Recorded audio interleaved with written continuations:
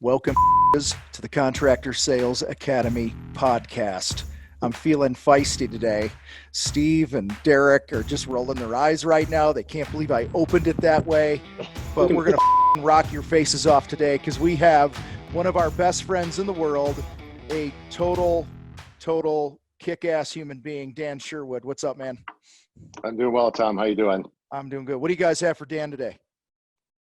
Well, Dan, when you have your own podcast, never open up like welcome, because I'm just waiting for, I swear one day, although our podcasts are free, I swear I'm waiting for a lawsuit, somebody to say that we insulted them, and I'm going to have to agree with it. We get to do whatever we want to do. So that's the scary part for you, Dan, is why you're here and what we're going to talk about today. So I'm going to kick this thing off. Tom, you want to jump in there and just... Well, yeah. So Dan's been, just so everybody knows, Dan Sherwood owns Sherwood Painting Services out in Marblehead, Massachusetts. Been in the game for a while. In fact, Dan, why don't you give us the 30,000 foot view of Dan and your painting business, and then we'll dig in and pick your brain. Dan, the painting business. Yeah, so this is my 16th season, getting started right now. Started off from complete scratch, never was a contractor prior to starting a contracting business. And it slowly evolved from just residential work to institutional and commercial work, and mostly exterior, now focusing on interior. So I'm always one of those guys that's always evolving for better or worse. And so I'm always seeking out smarter people than myself. Hey, well, you're in the right place. Every place is the right place. I want everybody who's listening to understand something. Dan, you never painted before, did you? Correct. So Dan is one of these, I don't even know what that has to be, one of the 0.001% of people that started a business without actually ever doing the thing he started a business in. I mean, everybody listening, Dan, you know who we are. We are carpenters or electricians or plumbers or painters who one day decide we want to start a business. Yep. You actually started a business like to start a real business. Yeah, I'm like the vilified paper contractor class. You know, it's come rolling in, but yeah, you know, it's a service business, so we're here to serve. You don't need to know the actual trade to do that. So say that one more time. I said, you know, we're all contracting is a service business, and to run a service business, you don't necessarily have to be the guy on the tools to deliver what the customer is looking for. We can find those people to do that for us.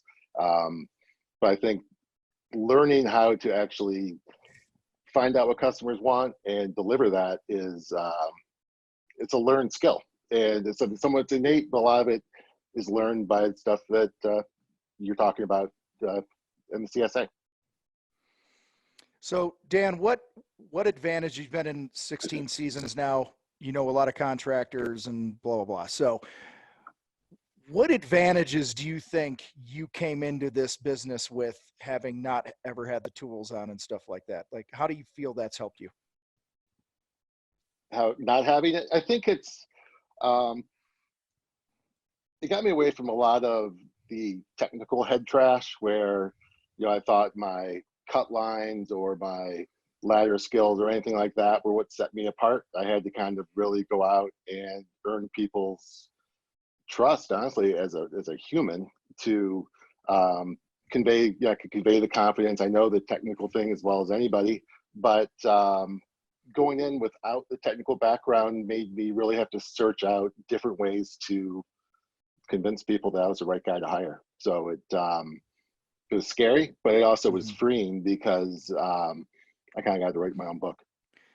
Yeah, I think Steve, Derek, you guys might elaborate on this, but I think one of the things that Dan also had coming out of the gate is he didn't have all that baggage of what can be done and can't be done in an industry, right?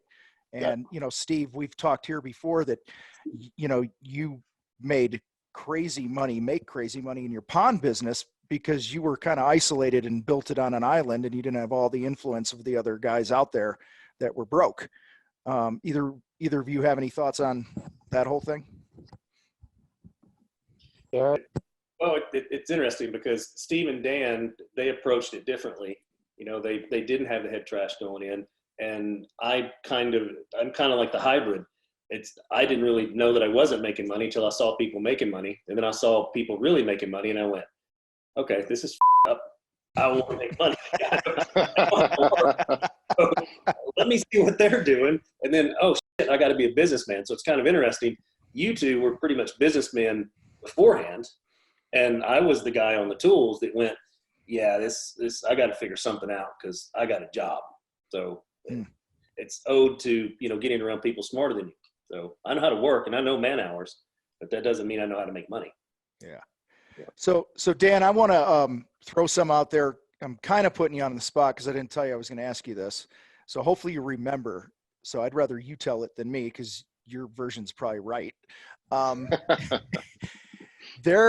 obviously you're on the Contractor Sales Academy podcast. So we're going to talk about sales and the Shin Fu a little bit and some things like that. But there was a period, I believe, in your first season that you started implementing this, that a neighbor had some thoughts about what was going on in your life and knocked on your door or something one day. Tell us that story, because I think it really sets the table for the power of the Shin Fu. Yeah, no, that's a funny story. And that was also my first time I joined the CSAs when I also started working with you. And your big push was pull yourself back from, you know, microscopic closeness to the business so you can get some perspective, see how we need to make some changes. And so I stopped babysitting my crews. I stopped hand-holding everything. I was working from home quite a bit because I was doing all my sales calls over the phone initially and everything else. And one day I was taking the trash out and my neighbor from across the street came out and he's like, hey, Dan. He's like, what's up? You know, it's Dan too, actually. He's like, I still want to make sure you're okay. I'm like, why would you be asking if I'm okay? He's like, well, I haven't seen your truck move very much lately. Are you still in business, or, you know, are you having a hard time right now? And I was like, no, man, things are great. That was my best year. You know, it was the first year I hit $1 million that year. But the optics of it was completely different because I wasn't driving 25,000 miles a year, you know, racing out to every house. So it was just a complete mental break for me, just to focus on breaking those old habits of just chasing people around and slowing down the sales process and making my own and reclaiming my life, really. Dan, you can't do that as a painter, though. You got to go out and touch the wall and look at it in person and give a bid. You can't do this. I know, it's true. It's true. It took me a long time to figure out how to get around it. It helps when you don't know anything about painting, really. So touching a wall doesn't mean there you go. That might have been the best thing we're going for you there. You didn't have all that to deal with. So exactly. So, Dan, you've been at this, you said 16 years? This is my 16th year starting. Okay, correct? so tell me the first five years versus the last couple of years. How is your life different in terms of business and running your business? You know, I think honestly the biggest difference, Steve, is the middle 5 years versus the last 5 years. You know, like the first 5 years in business, you don't really know what you're doing. So you're kind of, it's exciting, it's fun, you're running around. And then you kind of plateau and you get complacent and you get stuck in your ruts. And that's where I really felt like my life went, I don't want to say sideways, but just where I saw a need for improvement. It's where I was running around. I wasn't at home as much as I wanted to be. I felt like I was spinning my wheels, and I didn't know enough how to change my sales process, but also the other pieces of business that's been filled in the meantime to know how to know what was wrong. I just knew in my gut something was wrong. So once I got some coaching and tagged on to a bunch of people smarter than myself, was liberating. It starts with little stuff like that story about being home and not running out all over the place. And it grows beyond that to where I'm not selling paint jobs to people. I'm building customer relationships and just connecting at a different level with these people. And life is more fun. It's not this mundane repeating the same crap. It's like, it's dynamic again, if that makes sense. and answer your question. You know who Steve Harvey is? I do. He has this talk he gives in between his show, and he basically says that every successful person he's ever known has the same thing in common. They took the jump. And when he says they took the jump, that was their leap of faith that whatever they were doing was what they needed to do and was going to be the right thing. What made you, at some point, you hit those 5 years in the middle where you were just like stagnant? What made you make the jump to do something different? That's a good question. You know, it's I don't know if there was one single trigger or if it was just more of a cumulative level of disgust that kind of grew within me. You know, I felt like I was, when the adrenaline of business wore off the first 5 years, and you get into just the meat and potatoes, like this is my life. And I was 45 at the time. And you know, another funny story with Tom is I had like 3 years of Tom's emails in my junk email file that I never opened. I signed up one day cruising around, but it was kind of like this little snapshot of just like the precursor of me knowing I need something else. But it took me another 3 years to really even act on that. And that came from a lunch with another friend of mine, contractor, who was doing some coaching. So it's just kind of,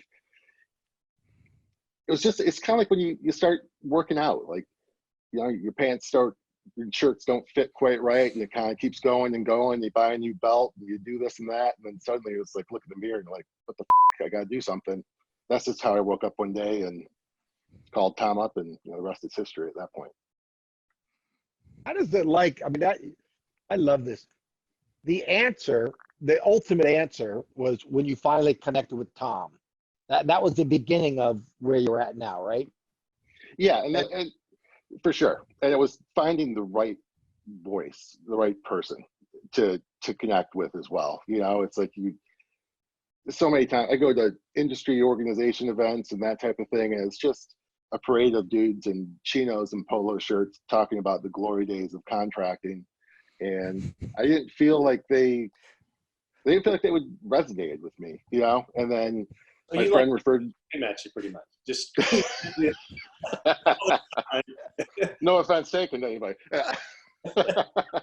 But you know, what I got steered towards Tom from my friend who'd seen him speak several times was that he thought we were a good personality match. You know, we're both, you know, Midwest boys and rough and tumble or whatever, and we just kind of speak the same language. And so when I spoke to him, it just felt right. Like it was somebody I could connect with as a person. It also helped. They lived 3,000 miles away, so if I failed miserably in this program, I didn't have to fucking see him at the supermarket next week or something like that.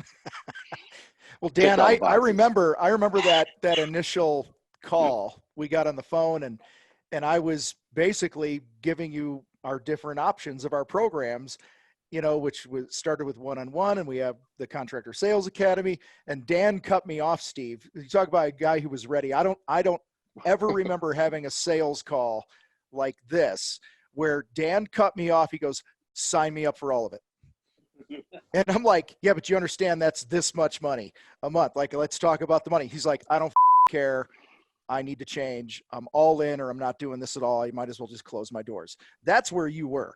You were like, so ready. Yeah, it wasn't that the money, and it was a lot of money. And it wasn't that wasn't, I couldn't afford any of it, to be honest, you know, but I knew I couldn't afford not to do it. Like I could make decisions forever. Like, oh, you could, you know, whatever, just squeeze this money out here or there, but that wasn't going to move the needle forward going, you know, into the future. And so I was like, I just have to, like, going to college or something. I'm like, I need to invest in Dan at this point and make some changes. So why was Dan successful then? You couldn't afford it. It's more than the tactical stuff here, right? We could go tactical and talk about the Shin Fu and stuff, but what was going on in Dan, regardless of if it's me, Steve, Derek, anybody else, any other coach in the world for that matter, right? And I get you got to connect when have a, you know, chemistry or whatever you want to call it, right? But like, when you look back, why did you succeed when you really didn't have the money and whatever? It was I think it was just my competitive spirit, to be honest. I hold myself to a pretty high standard, through athletics all the way through college, and I just I wasn't. I knew I didn't have what it took to get where I wanted to be, to satisfy myself more than anything else. And and if you can't live with yourself, life's pretty tough. So that was the big push. Shortly after you joined the CSA, we had an event at my home. I don't know if you remember, Tom, but you and I actually went out to dinner with Dan. Mm-hmm. I don't know if you remember. It's the first time we ever met. Yeah. We went out to a seafood, a steakhouse, actually, down in Silver Steakhouse. Spring. Yeah. And I'm like, and I was shocked because like this guy just joined the group and he's already at this live event that we're having. Because we have the CSA has, I don't know, 2 or 3 live events all over the country where we all get together. And Dan, like, he's there. And I'm like, I don't know if you remember this, Dan. I'm like, that takes a lot of guts. Like, why so quickly you're here? And you said to me, I don't know if you remember this, but you said, I want to see the whites of the eyes of the guy I'm getting in bed with. Yep. You came down because you saw Tom speak. Now you wanted to see me. And it was like you were coming down to make goddamn sure I wasn't another Jimmy Swaggart in chinos and a polo shirt. Yeah, no, that was it wasn't even a public event. That was when you just for premiere, you were doing that video tutorial. Remember you had that woman come in and do the iPhone thing? And so yeah. Kim Foley. And Tom was, you just mentioned that we were on our call that he was going to be in Maryland coming through this thing or whatever. Dan's like, can I come? Yeah. I'm like, sure. Yeah, it's only an 11-hour drive. Let me come on down. Yeah. So yeah, I do remember that. And that was what I said. I remember that too. But, we talk about people, look what you did. You said, 11-hour drive. And it wasn't some officially sanctioned thing at my house. It was just a get together to show people how to properly videotape themselves. And you made that effort to come down there. So how is it that you can do this? Because we all know what we preach the same thing.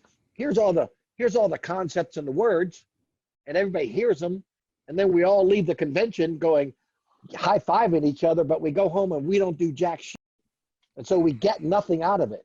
You said, screw it, Tom, sign me up for all of it. Before you even knew what it all cost. And then when we had this impromptu, you got in your van and drove 11 hours to come down just to be close to this thing you didn't even know what you signed up for. Yeah, it was, that was to give myself no outs, really. It's the same thing. Like I had to get down there and jump in. And if you recall, Steve, on the first CSA webinar, you look for a volunteer for role playing, and I volunteered for that too. Like my first webinar in front of everybody, and just because I knew if I didn't do it, I'd freaking hide in the shadows forever, and never do it. So it's that's how I have to deal with confronting. So Dan, it's almost like you joined some weird church or something, and you being all weird and stuff. What'd your wife think of all this? She thought it was weird. She's like, what's up with all these male friends on the internet and everything going on? And it's because I'm not even social in person, let alone to strangers on the internet. So it's maybe it was that quite a change. I gotta go see the whites of their eyes before I get in bed with them as you're walking out the door. Yeah. Yeah. That's true. That set the tone. No, it was tough. So I know one of the things that we briefly talked about via text with the 4 of us here about maybe just a theme of what we would talk about specifically here today. I actually forgot for a minute that we're doing this podcast because I'm here with 3 of the people in the world I'm closest to, seriously, and I just shoot the shit. Love hanging with you guys. We could always talk about how the Shinfu saves money and makes you more money and saves time and all that other stuff. One of the things that I think we tossed around a little bit was just digging into how the Shinfu changes your mindset and depth of connection with a client, with a customer. Yeah. And that was actually your idea, I believe, right, guys? That was Dan that was like, hey, let's talk about something a little bit deeper with the foo. So what was behind you wanting to maybe share that a little? I think it's, I listen to your podcasts and just kind of reaching out to new people and introducing the food to them. I'm watching the bridge and all the people at the beginning of the process. I'm 4 years in at this point and I've seen hundreds of people go through it. And I see like the apprehension to start. And it's like, is this change going to affect my business negatively? Am I going to lose customers? Whatever that is. And then they look at the card like it's like magic lantern that will just open the world for them. And just so people know what you're talking about, he's talking about, we have a Shin Fu card with the 5 steps on there. So that's what he's referring to. Okay. Yeah. And so you got this process. And when people start off, it's kind of robotic, going their way through it and getting their legs to it. And for me, it's like the Shin Fu's been constantly evolving. Like I can't remember the last time I looked at the card. It's just muscle memory at this point with me, but it's gone from a sales process that I had to work on and implement to now it's like this mindset. We talk about the spirit of the conversation and everything else. And I just jump on the phone with people and I'm just talking to somebody and trying to figure out what they want and how I can help them, if I can help them for a good fit. And it takes all the hair raising out of the experience where it's not this confrontational customer salesman environment, because I'm not selling, I'm just talking about stuff I love, houses. So it's and that's what I really want to impress upon people. It's like you can get, you got the belt system in the bridge. It's like the belt to me, it's like it's an accomplishment, but that's just the key to the kingdom. And then everything starts beyond that, in my opinion, because it's just like it just never stops. Like it just the depth and the connection you got with customers. I barely made it back to this podcast because I walked in with a customer just checking out a job an hour and a half ago, and we just started talking. She just goes, and I guess I'm selling her work, but like we're talking about so much stuff, and it's like I never had those conversations 2 years ago, let alone 5 years ago, 10 or 15. So that's what brings me the most reward in my business. It's also brought me the most success.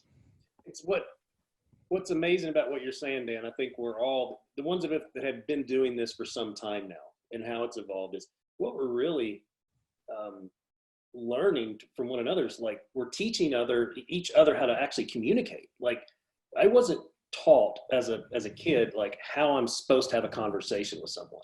Like it's just modeling, right? It's just whoever you're around. That's just how you communicate. And as we go through this, I find the same thing when I'm talking with a customer. We're talking about all kinds of stuff, but we're understanding their life and what's going on. And then somewhere through that, we understand how to serve them. And then we go, oh yeah, by the way, it's going to cost X amount of dollars to do that. And they're like, okay, cool. But it's just really, we're all learning how to communicate because the modeling growing up, it's pretty simple. If the modeling growing up, if you learn how to communicate, you wouldn't be listening to this, right? So you're doing something else. That's what I'm learning, is just how to speak to people. Yeah, exactly. And when, and what something that pushed me off for years of coaching, was like, I was a good salesman better than most, I would say, and like I international sales experience in a previous career. And, it was tied into working in different cultures, all this crap. But in hindsight, I was like, I didn't know, it's like, it's a whole different thing. And it's, the Dan show. Yeah. And so it's remarkable. And and that's what keeps me in the CSA too, is just, it's the constant evolution of it. Like it hasn't gotten stagnant for me because it's just a fluid progression that happens, and it's addictive, frankly. Dan, you were the first person probably 3 years ago, you started to refer to the Shin Fu as the Fu. Mm-hmm. I remember when you first did that, I'm like, he talks about this thing like he has this edge, this secret edge on life that other people don't have until they embrace the Fu. And in fact, I think that's how you said it. Like you just got to embrace the Fu, like it was your secret weapon. Like all of a sudden you discovered this secret weapon that changes more than just your sales stuff, but it changes your whole goddamn outlook on life. Yep. Tell us that, because you're the first guy that I heard talk about embracing the foo. Well, I think it's, it's just it's the mindset that comes around from destroying all of your head trash, and like that was what the food did for me. Was like, okay, here's a sales system that's not only very different to Dan, it's very different to my customers, and that's where the fear lay, right? It's like, are these people going to react, right? They're used to the status quo, and I'm going to be completely counter to that. And so it does become kind of a superpower in that regard, because it's empowering, and the confidence that I got myself by working through my trash, just figuring out how to make the system work for myself, and to make it my own, which is the next step once you kind of figure out how it works, is it just gives you confidence in a swagger that just kind of, it permeates out from you. Like, customers comment how confident I am, and how I can just like peel back the onion and find out what they really want, what they're looking for. And it's we start getting feedback like that. It's great, So so I do feel like the food gives you, I know it gives you an edge in business, and personally it's giving me a big edge. Dan, you talk about the connection with people. This level that you're at now, when you said peel back the onion and stuff, you're a master at connecting with people. And that's when you start hearing, because you've shared this with me, other people, that are really good at this shit, hear something like this a lot. Like, hey, you were twice as expensive or 50% more money, but I really feel like you get me. It could be that simple of a phrase. Like they can't put a finger on it, but you just get them. And that's an amazing gift to give somebody, and in this case, a consumer, in a world where contractors, let's face it, have a reputation of being communicators. We're not reliable and all this other crap. We don't deliver what we talked about or what we said we were going to do and what was important, because they really didn't take the time to get them. Yeah. I don't know. That's just what I thought. I don't have a question with that. It's just an observation. No, I think you're right. I think we're lucky that society is kind of where it's at right now, where everybody is disconnected by social media and text communication and all this type of crap, where I think that's gone on long enough that people are starving for personal connection with people. And, they find it in the unlikeliest places, like the redneck contractor. I don't know, it's what like this woman today is thinking she would hang out with, but it's like they appreciate being heard. And so, so yeah, that's I think the biggest gift out of it. It's just the ability to connect and figure out what people's expectations are, so you can meet them and establish it. And just, people aren't used to communicating this directly, and you have to, but you can earn their trust quickly with it. And it's, I don't know, it's like, it's a magic key to be able to do that with people. So everybody understands a little bit more about you, Dan. And in your own words, are you some kind of mental Superman, really strong in the head, and you see something, you embrace it? Or do you think you actually carry the same or maybe even more head trash than the average person? So you've had more to overcome to actually embrace something that works for you.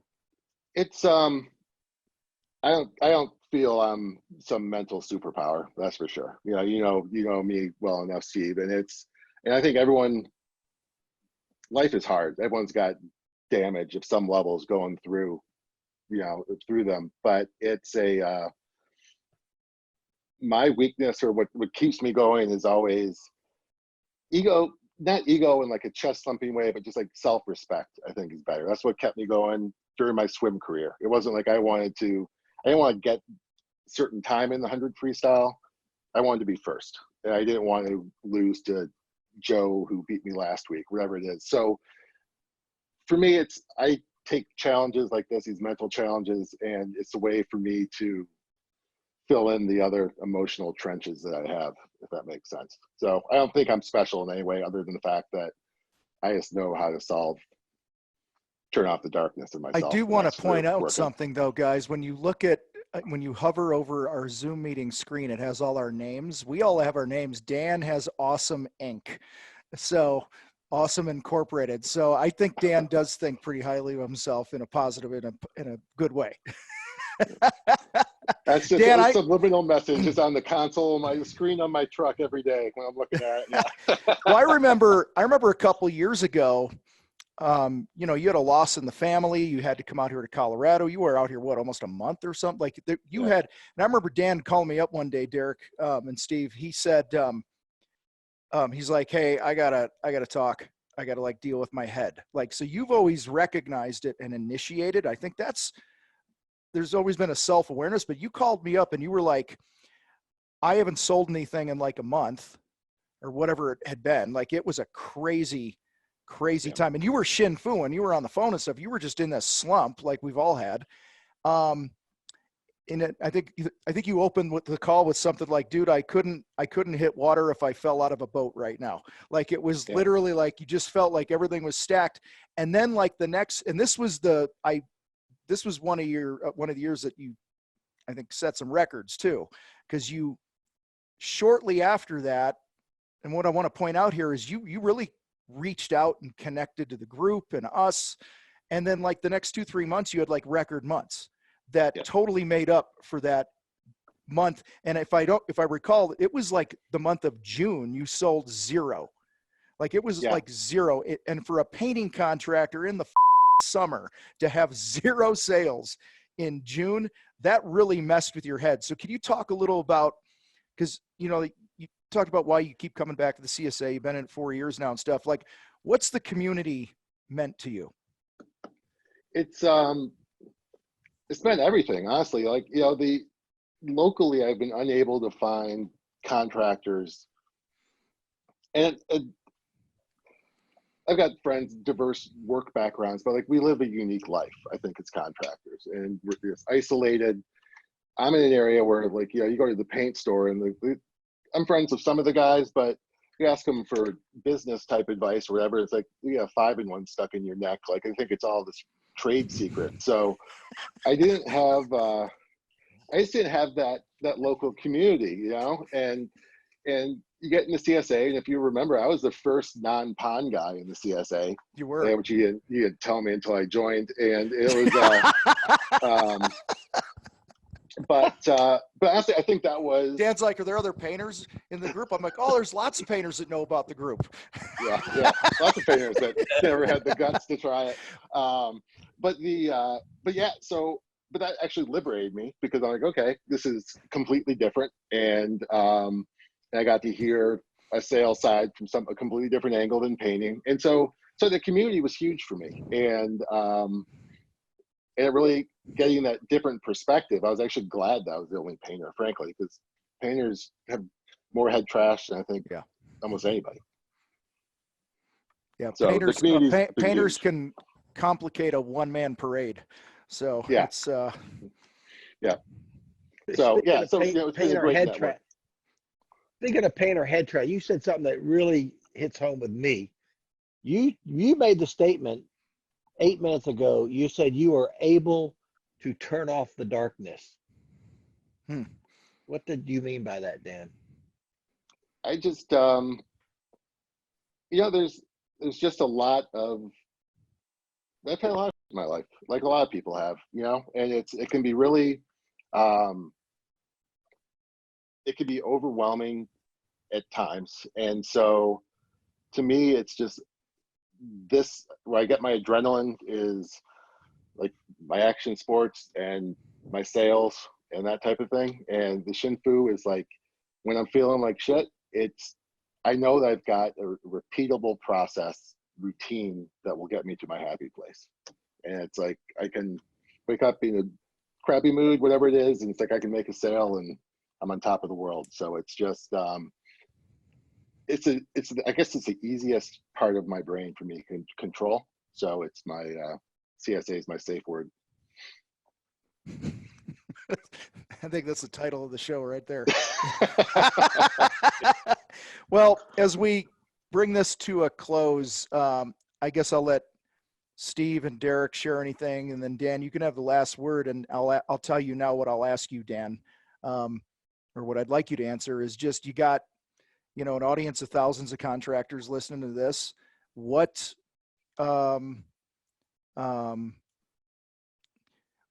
maybe give a tip on maybe your favorite word track that continues to bail you out, no matter what the situation, or just some sort of hack to get to connect a little deeper with people. You'll, take about a minute or whatever to just kind of give something quick at the end here. So we'll come back to you after these guys share anything they want to share as we wrap up. Sure. Steve, go ahead. Well, I just want to tell you, this whole Shinfu CSA thing is a two-way street. It's not one way. Dan soaking information, getting information from Derek, Tom, and I. Derek, Tom, and I benefit immensely, and I can't understate that, Dan. I don't think you even understand how important people like you are to us. You give us validation. You come in knowing nothing of our world. You embrace our world, and it improves your life, and that is worth everything to us. So I just want to take this opportunity to thank you for just being you and trusting us to help you turn off the darkness. I appreciate it. Well, to kind of spin off of what Steve's saying, it is that, because you mentioned that CSA is your safe word, and you're kind of connected to the group, and that really is what we're finding. We're learning how to communicate, and then when you turn off the darkness, the light really is the group. It's the connection, because we have all these word tracks, we have all, we have a process and all that, but it's about everybody getting together and sharing that stuff. And then you don't feel like you're just on an island, it's in the darkness that there really is. So I appreciate you saying that. And I appreciate you being here, because what you share in the bridge is a little bit different, because we actually invited you to come over and just kind of watch what's going on and help others. So you really came into it truly just to watch and help. So I'm very grateful for that. My pleasure. Stuff. All right, Danny, what do you got for us? I think, Tom, there's so many word tracks in the head, but I think I start off every call with just simply, how are you hoping I can help you? And it's such a simple phrase that turns the spotlight on the customer, and it just makes it all about them. You kind of just have to treat your customer like a first date. It's just the conversation, everything's got to be directed on them, and you set that initial tone of, I'm here for you. I'm not here to fill next Thursday in my schedule, or here to set my sales record, whatever it is. I just want to help you figure out your problem. And it's like the walls just all start melting away from there. That's gold. That is absolutely gold. Putting the spotlight on them, make it about them. No surprise that you're a master of connecting with people, brother. So, well, listen, man, appreciate you being here with us today. It means a lot to us. They both gave you props there a minute ago. I've been taking some notes and stuff, and one of the things I wrote down, I don't know if you can see it, I literally wrote about you, he is a giver. I wrote it down like, Dan, you are such a giver. And we really appreciate it, man. And I know this definitely, anyone that was paying attention to this today, I guarantee they're going to walk away with a couple things that are make them better, because you've chosen to be a giver. So thank you. I hope so. My pleasure. All right, man. All right, everybody. Thanks for hanging out with us today at Contractor Sales Academy podcast. Share this with another contractor. Give us a review. And for God's sake, get your ass over contractorsalesacademy.com and get in with us at this amazing community that we have, people like Dan. So with that, we are out.